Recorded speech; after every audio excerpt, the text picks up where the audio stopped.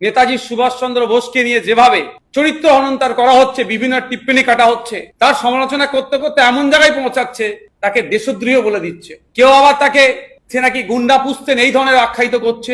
এবং সোশ্যাল মিডিয়ায় যেটা দেখছি, তার ছবিকে নিয়ে বিকৃতি করে, এআই এর সহযোগিতা নিয়ে বা ফর্জ করে যাচ্ছে তাই করছে। শুধু আপামার বাঙালির উপরে অপমান নয়, স্বাধীনতা সংগ্রামের অন্যতম উজ্জ্বল জ্যোতিষ্কর উপরে অপমান আনা মানে সমগ্র দেশবাসী আজকে লজ্জায় মাথা হেঁট হচ্ছে। কিন্তু আমরা একটা জিনিস দেখছি, পশ্চিমবাংলা সরকার বলুন, দেশের সরকার বলুন, অদ্ভুত ভাবে নিশ্চুপ থেকে যাচ্ছে।